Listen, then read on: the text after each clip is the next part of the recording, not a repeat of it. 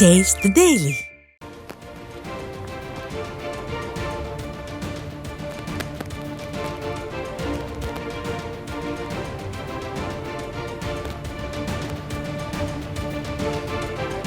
மதிப்பிற்குரிய முன்னாள் தமிழக முதல்வரும் அனைத்து இந்திய அண்ணா திராவிட முன்னேற்ற கழகத்தினுடைய நம்பிக்கை தரும் பொதுச் செயலாளரும் அவர்களே, முன்னாள் எங்கள் மாவட்டத்தினுடைய அமைச்சர் MC சம்பத் அவர்களே, கட்சியின் முன்னாள் சட்டமன்ற நாடாளுமன்ற உறுப்பினர்களே, அருமை நண்பர்களே, இந்த விவாதத்தில் கருத்துரை கூட்டத்தில் கலந்து கொண்டிருக்கக்கூடிய விவசாயிகள், வர்த்தகர்கள், குடியிருப்பு நல சங்கம் மற்றும் அனைத்து பகுதியிலிருந்து வந்திருக்கக்கூடிய நம்முடைய மரியாதைக்குரிய நண்பர்களே, அனைவருக்கும் வணக்கத்தை தெரிவித்துக் கொள்கிறேன். என்னோடு கீழே நம்முடைய மாண்புமிகு முதல்வரை சந்திப்பதற்காக மேலே மாற்றுத்திறனாளி 2 பேர் இருக்கிறார்கள், முக்கியமான நிர்வாகிகள். நேரடியாக பார்த்து அவரிடத்திலே மனு அளிக்க வேண்டும் என்கிற ஆசையோடு அங்கே கீழே காத்திருக்கிறார்கள். அடைத்த உடனே நான் ஓடோடி வந்துவிட்டேன். இந்த சந்தர்ப்பத்திலே நாங்கள் எதிர்பார்த்து கொண்டிருப்பது வருகிற சட்டமன்ற தேர்தல் 26, இன்னும் ஒரு 7-8 மாதம்தான் இருக்கிறது.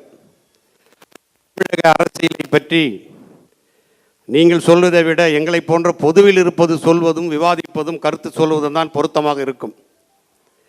வளர்ச்சி திட்டங்கள் என்கின்ற முறையிலே நிறைய திட்டங்கள் சொல்லுகிறார்கள், பேசுகிறார்கள், எழுதுகிறார்கள், விளம்பரம் செய்கிறார்கள், எல்லாம் நடக்கிறது. அதற்கு தகுந்தாற்போல் அவர்களுக்குரிய ஊடகங்கள், பத்திரிகைகள் எல்லாம்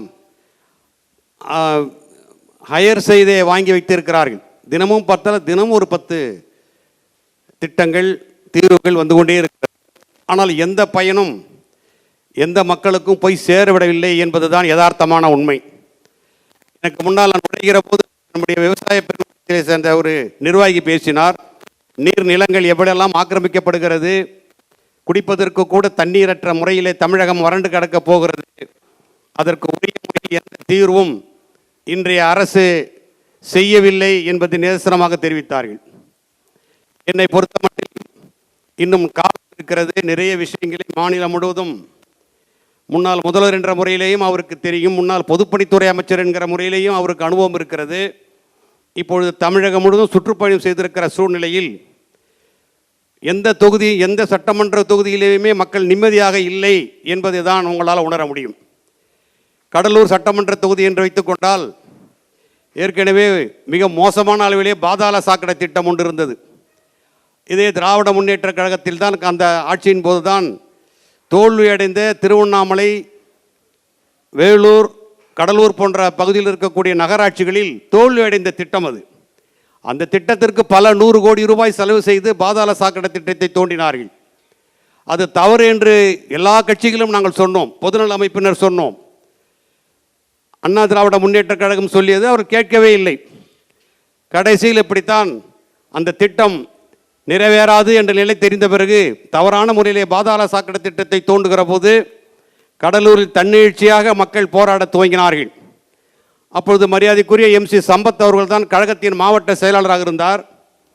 அவரும் நாங்களும் கலந்து பேசி இந்த பாதாள சாக்கடை திட்டம் தோல்வியடைந்த ஒரு திட்டம், எனவே இதை உடனடியாக இழுத்து மூட வேண்டும், புதிய திட்டத்தை துவக்க வேண்டுமானால் நாம் மக்களை திரட்டி போராட வேண்டும் என்று பேசி அடுத்த நாளே கடைத்தெருவிலே இறங்கி மரியாதைக்குரிய வியாபாரி சங்க, வர்த்தக சங்க நிர்வாகிகளிடத்தெல்லாம் பேச்சுவார்த்தை நடத்தி ஒரு மிகப்பெரிய அளவிலே ஒரு பந்து போராட்டத்தை நடத்துகிறோம். கடலூரிலே ஹர்த்தால் நடந்தது. பேருந்துகள் ஓடவில்லை, ஆட்டோக்கள் ஓடவில்லை, எந்த கடையும் திறக்கவில்லை. வெற்றிகரமாக அந்த போராட்டத்தை நடத்தி முடித்தோம்.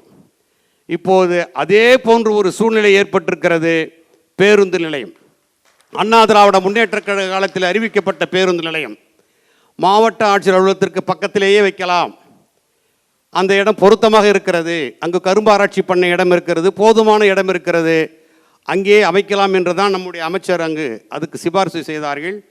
எல்லாம் முடிகிற நேரத்திலே ஆட்சி மாறியது. ஆட்சி மாறிய உடனே அங்கெல்லாம் வேண்டாம் என்று ரியல் எஸ்டேட் ஓனர்களுக்கு ஆதரவாக 10 கிலோமீட்டர் 15 கிலோமீட்டருக்கு அப்பால் இருக்கக்கூடிய எம்புதூர் என்ற ஒரு பகுதியில் நிறைய நிலங்கள், அங்கு ஆயிரக்கணக்கான நிலங்கள் விற்காமல் இருக்கிறது.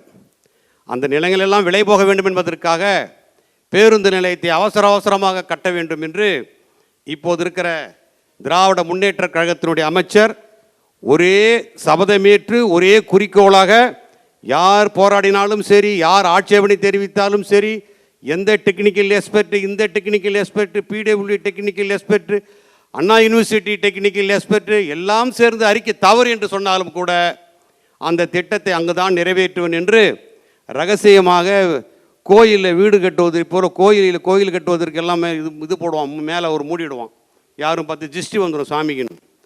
அந்த மாதிரி அந்த பேருந்து நிலையத்துக்கு திருஷ்டி வந்துடும் எல்லாம் மாறாப்பெல்லாம் கட்டி ரகசியமாக 36 கோடி ரூபாய் திட்டத்திலே அது இப்பொழுது எம்புதூரிலே அந்த வேலை துவங்குகிறது. 36 கோடி ரூபாய் என்றால் அது 12ஆம் ஆண்டு திட்டம். நம்முடைய நிர்வாகிகள் அங்கு ஆர்டியிலே கேட்கிற போது தகவல் பெறும் உரிமை சட்டத்தில் தெரிந்த தகவல் 36 கோடி ரூபாய் 2012ஆம் ஆண்டு சேங்ஷன் ஆனது. இப்போ 2025 2 மடங்கு 3 மடங்கு ஆகியிருக்கும். என்ன திட்டம், திட்டத்தின் மதிப்பீடு என்னவென்று தெரியவில்லை. எல்லாவற்றுக்கும் மேலாக கடலூரிலிருந்து கடலூர் சட்டமன்ற தொகுதிக்கு அது வரக்கூடாது. இது இப்படி ஒரு நிலை எந்த சட்டமன்ற தொகுதியிலாவது யாராவது ஒரு எம்எல்ஏ விடுவாங்களா? அண்ணா திமுக எம்எல்ஏ விடுவாங்களா? திமுக எம்எல்ஏ விடுவாங்களா? இந்த திட்டத்தை திராவிட முன்னேற்ற கழகத்தில் இருக்க கட்சியினரே எதிர்க்கிறார்கள். அந்த ஊருக்கு போக அங்கே போகணும். ஏற்கனவே கேப்பரமலையில் மின்சார வாரியம் போயிட்டுது. ஏற்கனவே கேப்பரமலையில் மத்திய சிறைச்சாலை இருக்குது. ஏற்கனவே கேப்பரமலையில் மெடிக்கல் யூனிவர்சிட்டி கொண்டு வந்தாங்க. அந்த இடம் அலாட் ஆச்சு, அது கட்டலை. அண்ணா திமுக ஒரு திட்டத்தை அறிவித்தால் அதை திமுக முடக்க வேண்டும் என்கிற முறையிலே முடக்கி இருக்கிறார்கள். பேருந்து நிலையம் எந்த வகையிலும் அது பொருத்தமில்லாத இடம் எம்புதூரில், அந்த இடத்துக்கு கொண்டு போய் இருக்கிறார்கள். வேலை துவங்கி இருக்கிறது. எல்லா அமைப்பினரும் நாங்கள் சர்வ கட்சியும் இதில் கட்சி வித்தியாசம் இல்லாமல் போராடி கொண்டிருக்கிறோம். மாண்புமிகு முன்னாள் முதலிடத்தில் நாங்கள் வேண்டி கேட்டுக்கொள்வதெல்லாம், கடலூர் மக்கள் உங்களை மாலை வரவேற்க காத்திருக்கிறார்கள். பன்ருட்டிலே நான் இந்த தயாரிப்பு வேலையில் நான் அந்த ஊரிலே பிறந்தவன் என்கிற முறையிலே தயாரிப்பில் மிக அருமையாக இருக்கிறது. கடலூரிலே நீங்கள் பேசுகிற போது உங்களுடைய வார்த்தையை எதிர்பார்க்கிறார்கள். எப்படி நம்முடைய அம்மையார் கடலூர் மைதானத்தில் 2 திட்டங்களை அறிவித்தார்கள். திட்டங்களை அறிவித்தார், செய்து முடித்தார். அதே போல வருங்கால முதல்வரும் சொல்லுவார் என்கிற முறையிலே கடலூர் மாநகர மக்களும் நாங்களும் ஆவலோடு எதிர்பார்த்து கொண்டிருக்கிறோம். அந்த பேருந்து நிலையம் எந்த சூழ்நிலையிலேயும் கடலூர் சட்டமன்ற தொகுதிக்கு உட்பட்டே இருக்க வேண்டும் என்கிற அறிவிப்பை தாங்கள் வெளியிடுவீர்கள் என்கிற நம்பிக்கையோடு நாங்கள் எல்லாம் கீழே வந்திருக்கிறோம். உங்களை பார்க்காமல் நாங்கள் போக மாட்டோம். அதே போல இன்று மாலை வருகிற 15ஆம் தேதிக்கு ஒரு மிகப்பெரிய அளவிலே மக்களை திரட்டி இது மக்கள் பிரச்சனையாக இது மாற வேண்டும். இது ஏதோ ஏடிஎம்கே பிரச்சனை, கம்யூனிஸ்ட் பிரச்சனை, பொதுநல அமைப்பு பிரச்சனை என்று பார்க்காமல் மாணவர்கள் பிரச்சனை, மக்களுடைய பிரச்சனை என்கிற முறையில் ஒரு பெருந்திரள் உண்ணாவிரத போராட்டத்தை, ஒரு அறப்போர் உண்ணாவிரத போராட்டத்தை பொதுநல அமைப்பு அறிவித்திருக்கிறது.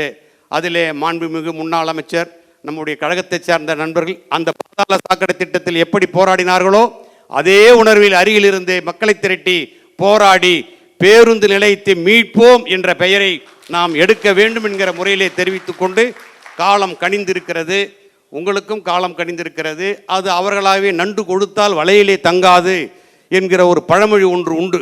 எனவே திமுகவுக்கு எதிரே திமுகவே ஆகிவிடுமே தவிர அது வேறு யாரும் அதை எதிர்க்க வேண்டிய அவசியம் இல்லை. திட்டங்கள் எதுவுமே பலனில்லை. நாங்கள்லாம் அந்த அணியிலே இருப்பவர்கள் தான். இருந்தாலும் அதை எதிர்த்து போராடி கொண்டிருக்கிறோம். நீதி கேட்க வேண்டும் என்று போராடுகிறோம், நியாயம் கிடைக்க வேண்டும் என்று போராடுகிறோம். நல்ல மாற்றம் வரும் என்று நாங்கள் நம்புகிறோம். அணி சேர்க்கையும் நல்லபடியாக வரும் என்று எதிர்பார்க்கிறோம். உங்களுக்கு அரசியல் நான் சொல்லி தெரிய தேவையில்லை என்ற நம்பிக்கையோடு உங்களை இந்த மாவட்டத்திற்கு வருக வருக என்று மக்களின் சார்பாக, பொதுநல அமைப்பின் சார்பாக உங்களை மன்றாடி கேட்டுக்கொள்கிறோம். அதே போல் பக்கத்தில் இருக்கிற நெய்வேலி, மிகப்பெரிய அளவிலே பொதுத்துறை நிறுவனம் நெய்வேலி இருக்கிறது. நீங்கள் பேசினீங்க 10 நாள் அதே பேச்சு நெய்வேலியில். அமைச்சர் முன்னாள் முதல்வரே 50,000 சம்பளம் கொடுங்கள் ஒப்பந்த தொழிலாளிக்கு என்று கேட்கிறார். 25 ஆண்டு காலம் போராடி கொண்டிருக்கிற ஒப்பந்த தொழிலாளர்களுக்கு பணி நிரந்தரம் வேண்டும் என்று அவர் கேட்கிறார். திமுக தொழிற்சங்கம் எப்படி கவர்மெண்ட்டில் மொனாப்பலியாக இருக்காங்களோ அதே போல் அங்கே என்எல்சி நிர்வாகத்தை அவர்கள் நடத்துகிறார்கள். இதுதான் வேடிக்கை. என்எல்சி நிர்வாகத்தை மத்திய அரசு நடத்துவதாக நாம் எண்ணிக்கொண்டிருக்கிறோம். அது தவறு, அது அல்ல. என்எல்சி நிர்வாகத்தை திராவிட முன்னேற்ற கழகத்தின் தொழிற்சங்கம் நடத்தி கொண்டிருக்கிறது. இப்போ கூட ஓட்டுக்கு 5,000 கொடுத்து வாங்கி ஜெயிச்சாங்க. அதில் துரதிர்ஷ்டம் என்னவென்றால் நம்முடைய அண்ணா திராவிட முன்னேற்ற கழக தொழிற்சங்கம் ஏடிபி நம்மோடு இருக்க வேண்டியவர்கள், நம்மோடு களம் காண வேண்டியவர்கள் அங்கே இருக்கிற சூழ்நிலையை கருத்தில் கொண்டு அந்த சங்கத்தோடு சேர்ந்து கொண்டு நாங்கள் அங்கீகரிக்கப்பட்ட சங்கமாக மாறிவிட்டோம், எனவே நாங்கள் இப்போது எதையும் போராட முடியாது என்கிற முறையிலே அவர்களாகவே கையை கட்டி கொண்டு இருக்கிறார்கள். முன்னாள் முதல்வரே, கழகத்தின் பொதுச் செயலாளரே பகிரங்கமாக அம்மா சிலை திறக்கிற போது அறிவித்த அறிவிப்பு எங்கள் கோரிக்கையை ஏற்று, அவர்கள் அளித்த கோரிக்கையை ஏற்று பகிரங்கமாக அறிவித்தார்கள்.